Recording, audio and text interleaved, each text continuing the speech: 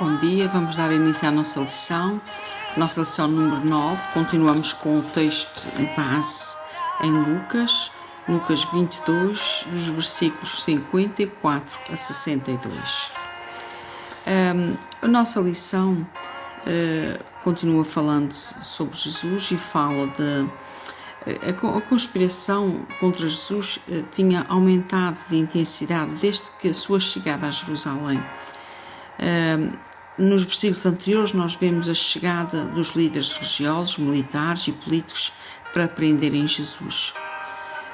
Lucas identifica-os como sendo os principais sacerdotes, os guardas do templo, os líderes religiosos. E as palavras prendem-no levaram a transmitir a ideia de que os guardas usaram de força para prender Jesus, embora ele não tivesse resistido. E no versículo 54, vemos que o sumo sacerdote Caifás tinha organizado tudo, visto que Jesus foi levado para a sua casa.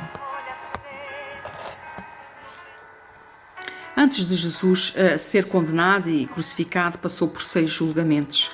3 diante dos judeus e outros 3 diante das autoridades romanas. O primeiro julgamento foi diante de Anás, o antigo sumo sacerdote, que depois ele foi levado para Caifás, o seu genro, que era o sacerdote oficial naquela época. E foi neste julgamento que aconteceu o que Jesus disse a Pedro que iria acontecer. Quando no versículo 32 Jesus diz a Pedro: roguei por ti para que a tua fé não desfaleça.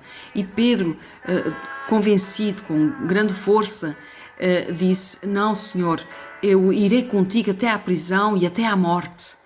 E Jesus, no versículo, como sabe todas as coisas, no versículo 34, ele fez uma advertência a Pedro. Ele disse: digo-te, Pedro, que não cantará hoje o galo antes que 3 vezes negues que me conheces.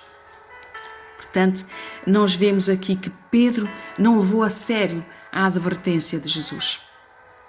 E acontece isso. Quando não se leva a advertência de Jesus, nós podemos negar. Não foi só Pedro que negou Jesus. Nós podemos negar Jesus quando nós não seguimos a advertência do Senhor Jesus, quando não fazemos o que Jesus nos manda, quando sabemos fazer o bem e não o fazemos, estamos pecando, portanto estamos a negar a Jesus. E outra situação que levou Pedro ao ponto de negar Jesus foi também não seguir o conselho de Jesus de vigiar e orar, ou o mandamento, podemos dizer, vigiai e orai. Quando Jesus no Getsemane, no jardim, que se reunia ali para orar e foi com eles orar e ele estava angustiado e aflito e até à morte. No versículo 40, Jesus diz: vigiai e orai para que não entreis em tentação. E quando Jesus voltou de orar, achou-os a dormir. Portanto, outro aviso de Jesus que não foi tomado em conta. E depois, no versículo 54, nós vamos ler, diz assim: então, prendendo-o, o levaram e o meteram em casa do sumo sacerdote. E Pedro seguiu de longe. Outro passo para a derrota é seguir de longe. Seguir de longe Jesus não é possível. Nós temos que seguir Jesus de perto para poder ver as vivências de Jesus e viver de acordo com aquilo que Jesus quer e de acordo com aquilo que Jesus faz. No versículo 55 dá continuidade à cena e diz: e havendo acendido o fogo no meio do pátio, estando todos sentados, assentou-se Pedro entre eles. Então Pedro também se sentou entre os que prenderam a Jesus. E como certa criada, pois acontece o inevitável, não é? E como certa criada, vendo-o estar assentado ao fogo, pusesse os olhos nele, disse: este também estava com ele. Porém, ele negou-o, dizendo: mulher, não o conheço. E um pouco depois, vendo o outro, disse: tu és também deles. Mas Pedro disse: homem, não sou. E passada quase 1 hora, um outro afirmava, dizendo: também este verdadeiramente estava com ele, pois também é galileu. E Pedro disse: homem, não sei o que dizes. E logo estando ele ainda a falar, cantou o galo. Portanto, nós vemos aquilo que Jesus falou. E virando-se o Senhor Jesus, certamente já ia a sair para outro julgamento no Sinédrio.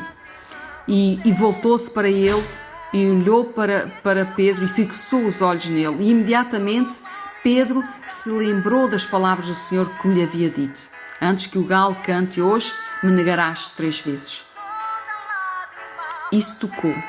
E diz o 62, e saindo Pedro para fora chorou amargamente. Nós vemos que, como o olhar de Jesus quebrantou o coração de Pedro. E faz-nos lembrar a promessa a confiança, aliás, do salmista, que diz que, no Salmo 51, 17, diz: ao coração quebrantado e contrito não desprezarás, ó Deus. Então, Pedro também confiou, tal como o salmista, de que Deus não desprezava um coração amargamente. Ele chorou amargamente. Faz-nos lembrar também, e vou até repetir aqui uma frase que tem na nossa revista, que faz todo o sentido, e diz que a vida cristã vitoriosa não é uma vida sem pecado, mas é uma vida de arrependimento. E é isso que Deus espera de nós. Ele não nos espera vidas perfeitas, mas espera vidas arrependidas. Isso acontece. Essa lição também nos faz lembrar não só o facto de Pedro ter negado, não é isso aqui o mais importante da lição. O Espírito vai falar a cada um de nós o que nós precisamos para a nossa alma, mas o importante é nós vermos que a falha de Pedro e o testemunho no livro de Atos assegura-nos que a graça de Deus é maior do que as nossas falhas. Então temos que ficar aqui com a nossa lição, vamos já terminar a nossa lição, e eu gostava de salientar que nós podemos ver aqui, em toda essa tristeza, situação de Pedro negar a Jesus, sabemos que tudo isso foi consequência de não estar perto de Jesus, de não estar atento às advertências de Jesus. Então é bom nós estarmos sempre atentos às advertências de Jesus, mas perante tudo isso há uma boa notícia, e a grande notícia é essa, e que podemos aprender. Quando Pedro se arrependeu, ele foi restaurado. Na manhã da ressurreição, o anjo enviou uma palavra especial de ânimo a Pedro.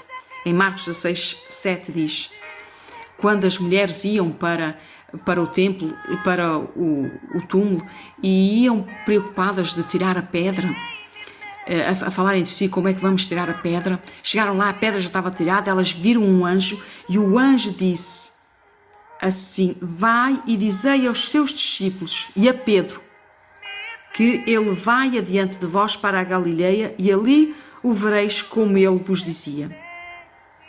É isso que é importante. A vida de Pedro estava restaurada e foi usada por Deus.